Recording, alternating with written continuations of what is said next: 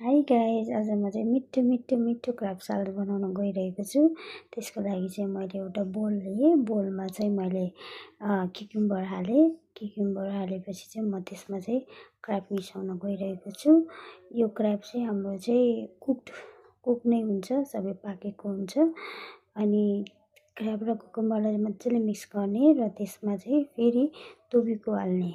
क्याभियर भन्छ कहिले तोबीको भन्छ, जे भने पनि नाम एउटै हो। अनि यिनीहरूलाई चाहिँ मजाले मिक्स गर्ने।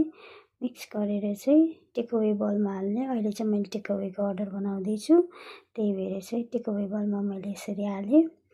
अनि यसरी हालेपछि मैले सस चाहिँ जापानिज मायो, यसलाई चाहिँ क्युपी मायो भन्छ, क्युपी मायो हालेँ। क्युपी मायो हालिसकेपछि चाहिँ अब म यसलाई चाहिँ टपिङ गर्छु तोबीकोले। यसको माथि चाहिँ टोबीको हालेर हामी बनाउँछौँ। हाम्रो क्राब सलाद रेडी भयो। Thank you.